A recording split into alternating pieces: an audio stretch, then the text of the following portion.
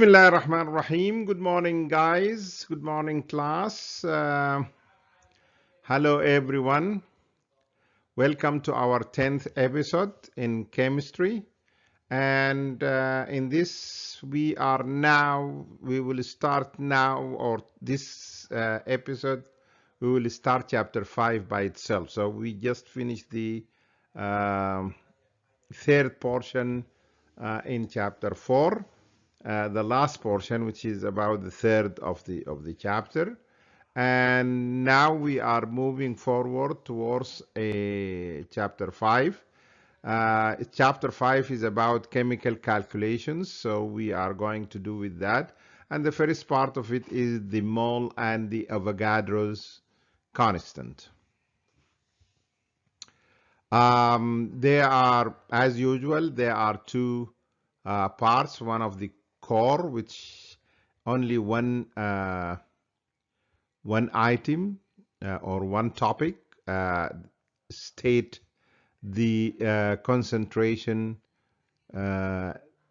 can be measured in gram per decimal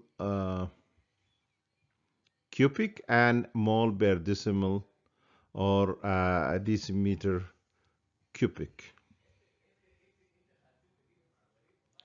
And then the supplement, they have 7 more items.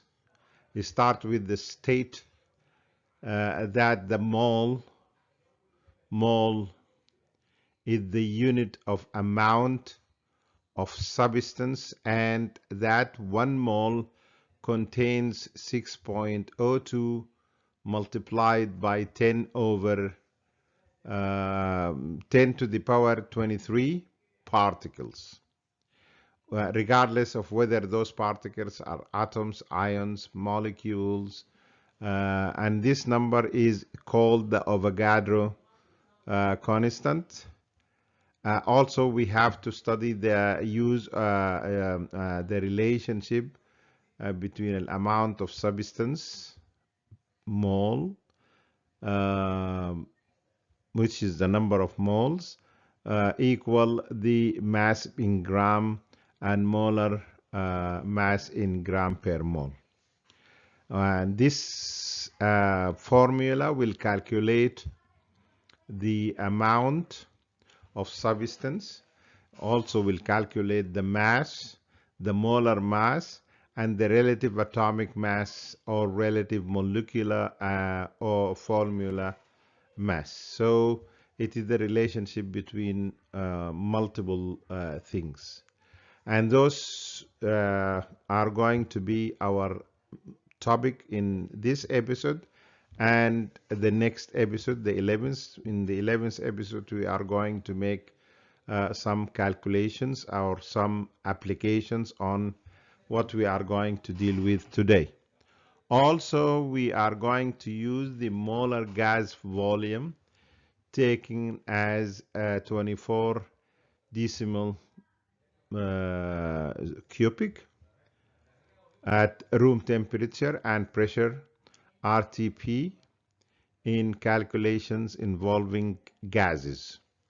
Also, we'll calculate stoichiometric reacting masses. Stoichiometric means, or stoichiometry means making chemical calculations, limiting reactions, volume of gases at RTP, room temperature and pressure, volumes of solutions, and concentrations of solutions expressed in gram per decimal cubic and mole per decimal cubic, including conversion between centimeter cubic and decimal cubic or decimeter cubic. Use experimental data to calculate moles. Also calculate empirical formula and also calculate the percentage. So those are the main items, and we are going to deal with them easily and with very concentrated way, and we may take more than one episode in one topic or two topics. So for example, for the first two topics, we are going to use more than two episodes. We are going to have this one, the next one, and also a third one which will follow. So let us go and start our session.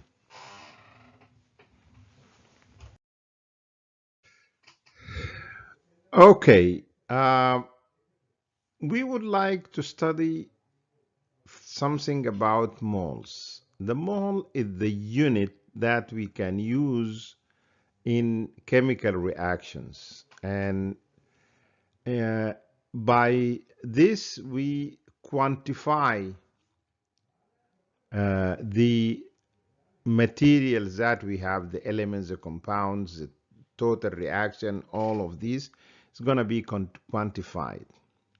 So today we are, or in this session, we are going to concentrate on the mole and the Avogadro's constant.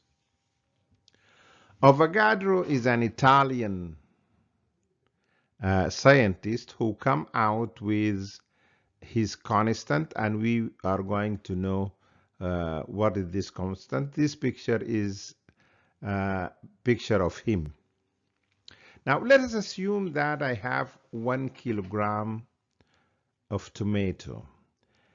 1 kilogram of tomato contains 1,000 grams of tomato. 1 kilogram equal 1,000 grams. That is obvious. But if you assume that each tomato fruit or each tomato piece weigh 1 gram, then that means 1 kilogram of tomatoes equal 1,000 gram of tomatoes and equal also 1,000 piece of tomato, because each piece of tomato weigh 1 gram.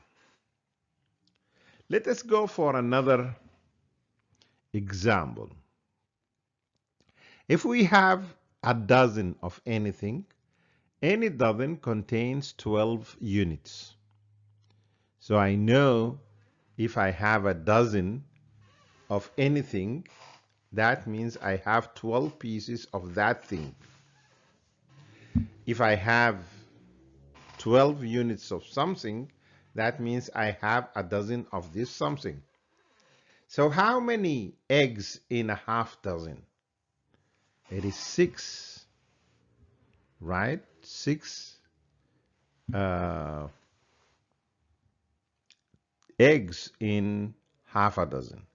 So by dozen or kilogram, we amount something. We can quantify something. We can say the amount of this thing or something is 1 gram, 1.5 kilogram, 3 kilogram, 500 kilogram.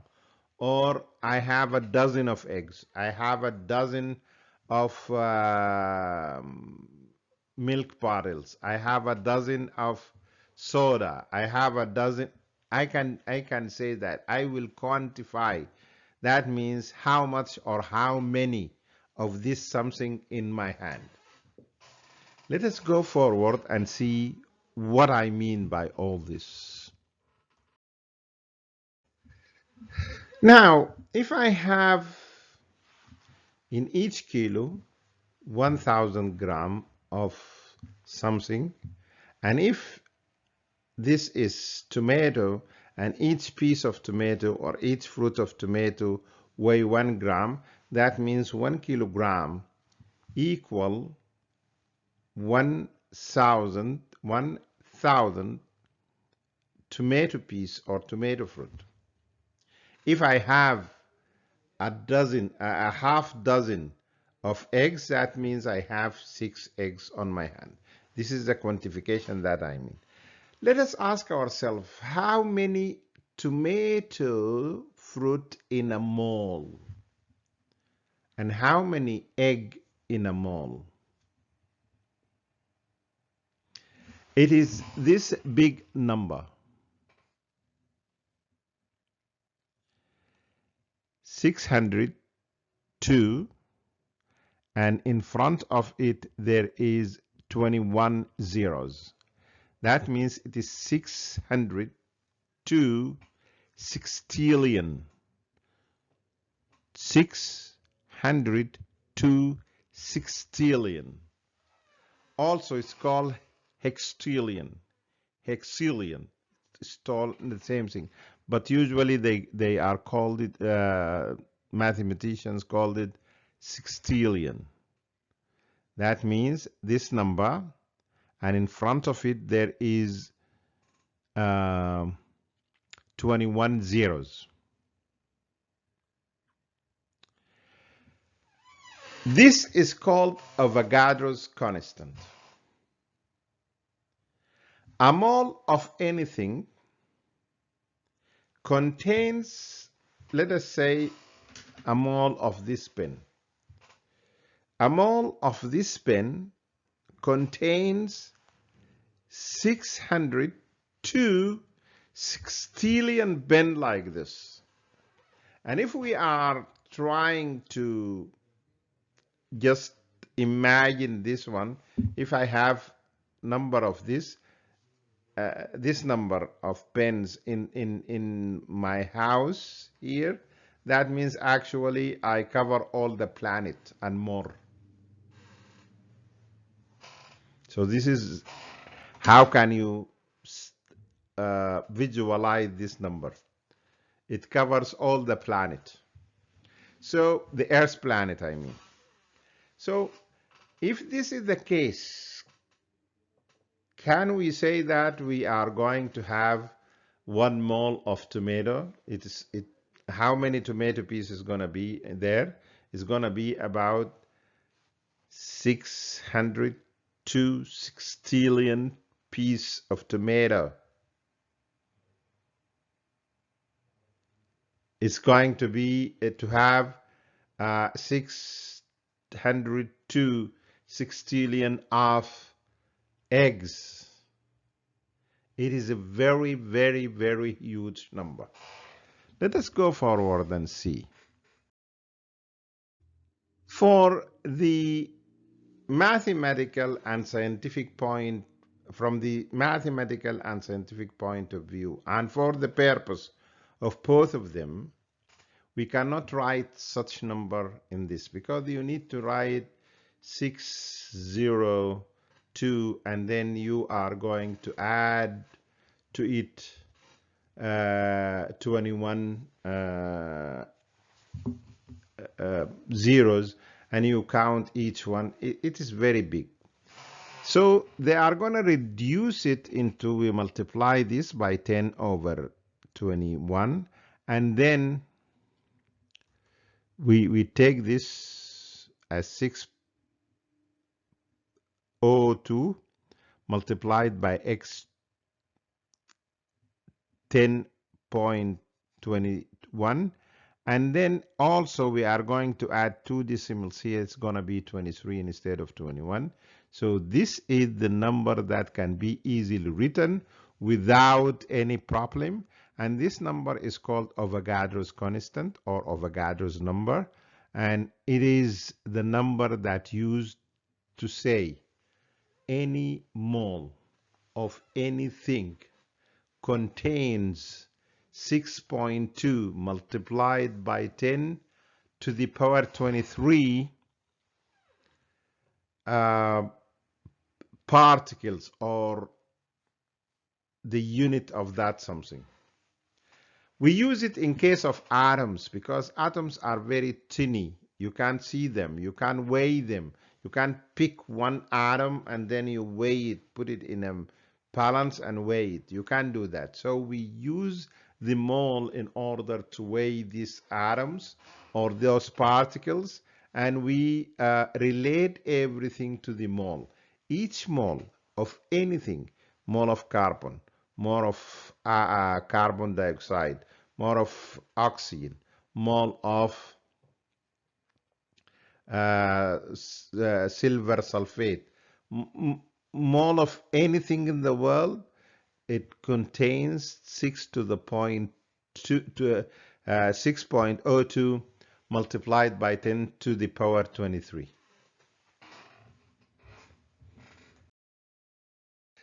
Here we would like to make a definition for the mole and also make some homework that we needed, because this is going to put us in, or give us a chance to stand on a strong basement or ground.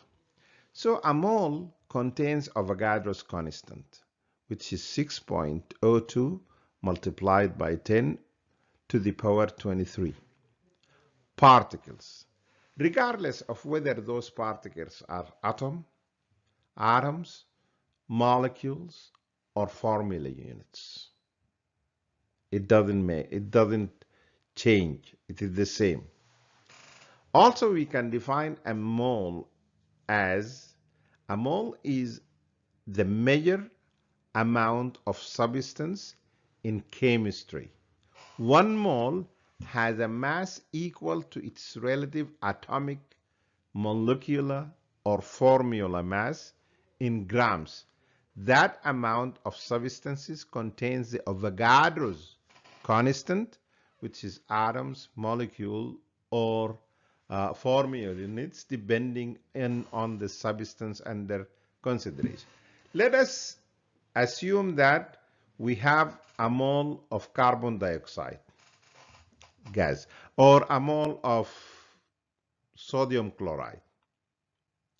So this mole of sodium chloride is the chemical measurement of this sodium chloride.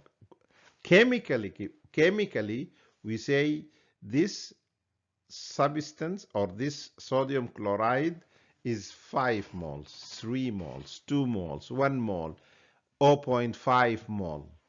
We measure it this way in chemistry. Okay, what is this mole? 1 mole has a mass equal to its relative atomic.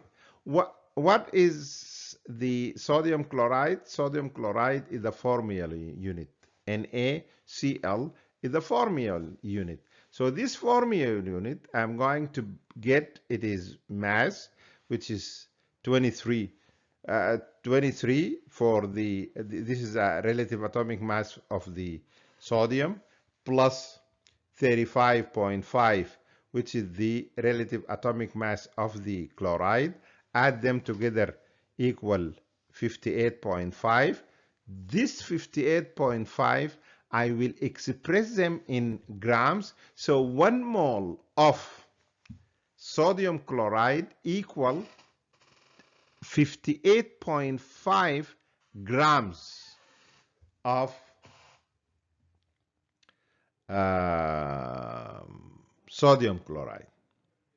Each 1 mole of sodium chloride weigh or had the mass of 58.5 grams of sodium chloride. This mole of sodium chloride, which equal to 58.5 grams of sodium chloride, contains the Avogadro's number. That means it contains 6.2 multiplied by 10 to the power 23 particles of, or formula units, because this is the formula unit of sodium chloride. Understand now? We are going to understand this when we come to the applications. Do not hesitate or panic. You are going to be okay. You are going to be a pro in this one, in this chemistry. Now, let us apply our knowledge or our definition of mole and others to some examples so we can understand more what I mean by those ones. Now, I have the carbon atom. This is an atom. This is the formula of it. It is the atomic formula. The relative atomic mass is 12. The relative atomic mass of carbon is 12. When we express this in grams, it's going to be the mass of 1 mole, which is called the molar mass. What we have to do is just make this amount in grams. So we just express the relative atomic mass of carbon by grams, in grams, and this is going to be 12 grams. So the mass of 1 mole of carbon equal 12 grams. Okay, so 1 mole of carbon contains 6.02 multiplied by 10 to the power 23 carbon atoms. Again, this is our carbon atom. Here is the formula of the carbon. It is an atom and it is only C. This carbon atom had the relative atomic mass of 12. If we express the relative atomic mass in grams, we actually bring on the table the molar mass, which is the 12 gram. 12 grams of carbon means 1 mole of carbon means that the molar mass of the carbon is 12 grams. Each 1 mole of carbon contains 6.2 multiplied by 10 to the power 23 carbon atoms. So each mole of carbon, each 1 mole of carbon contains how many atoms? 6.02 multiplied by 10 to the power 23. That means every 12 grams of carbon contains 6.2 multiplied by 10 to the power 23 carbon atoms. Be careful. Think and manipulate your information. Iron. Iron. Iron. This is the correct one. Iron. Iron. The formula is Fe. It is an atom. The relative atomic mass of iron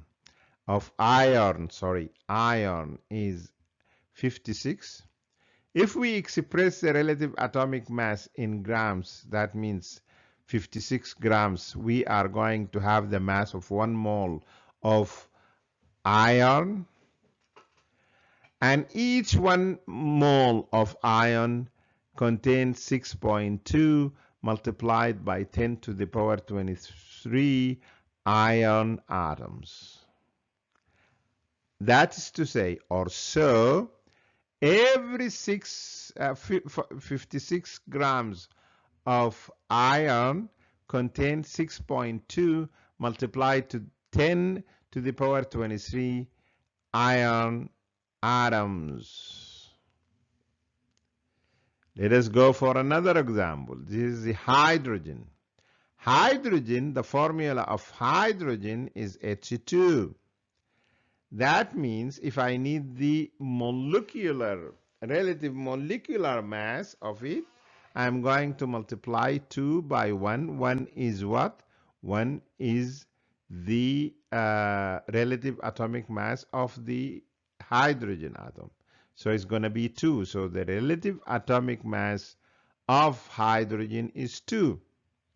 If we express 2 in grams and it becomes 2 grams, that means this is the mass of 1 mole of hydrogen. 1 mole of hydrogen contains 6.2 multiplied by 10 to the power 23 hydrogen atoms. That is to say, each 2 grams of hydrogen atoms contains 6.02 multiplied by 10 to the power 23 hydrogen atoms. Go further. Let us go to the oxygen. Oxygen is O2. So this is a molecular formula. Molecular formula, then 2 multiplied by 16. 16 is the relative atomic mass of oxygen atom. So 2 multiplied by 16 is 32. So 32 is the relative molecular mass of oxygen.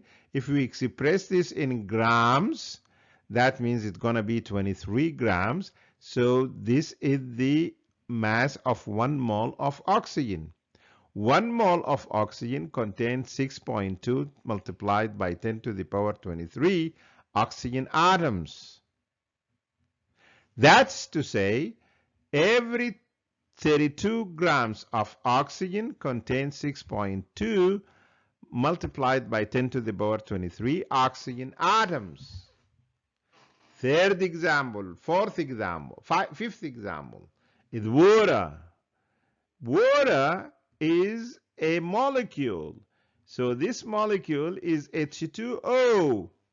Now we would like to have the molecular formula of it, which is 2 multiplied by 1. 2 is the number of hydrogen atom. 1 is the relative atomic mass of hydrogen, plus 16 because I have only 1 oxygen.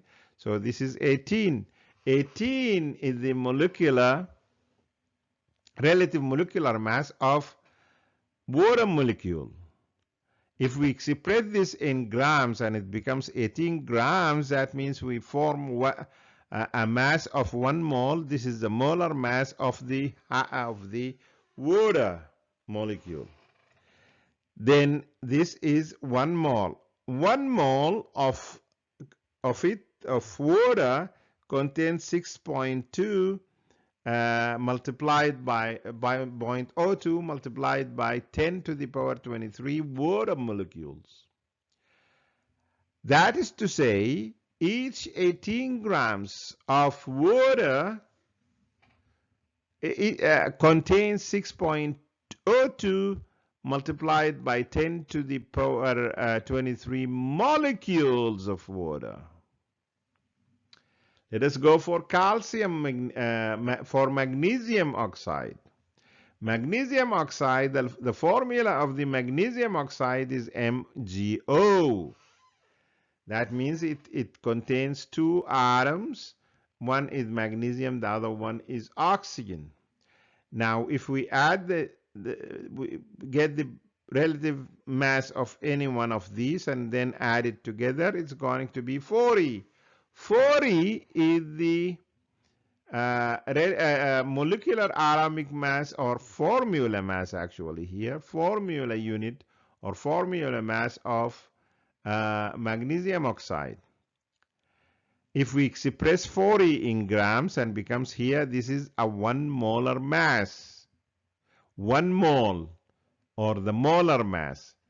And each 1 mole contains 6.2 multiplied by 10 to the power 23 magnesium oxide formula units. That is to say that each 40 grams of magnesium oxide contains 6.02 multiplied by 10 to the power 23 magnesium oxide formula unit. So I'm going to leave the calcium and silicon oxide for you in order to understand how it works. But this is the way that I understand how mole is related to chemistry.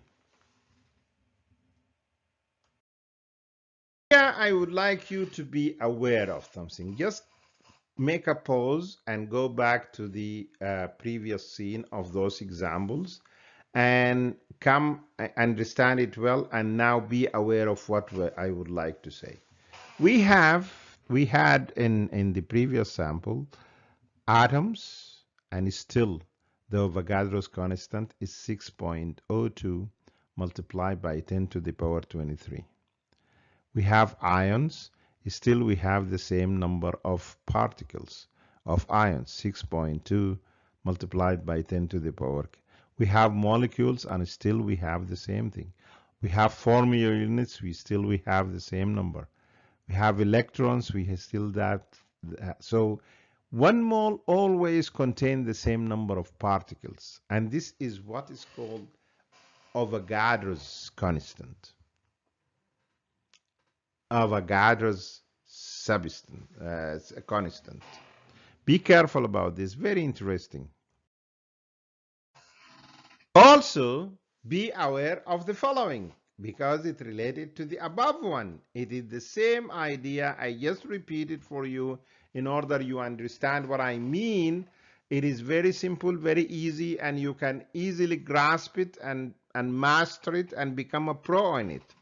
So here, 1 mole of any substance contains 6.02 multiplied to the power 10 to the point 23, which is the Avogadro's constant, regardless of whether it is atoms, ions, molecules, or even formulas, depending on the substance considered.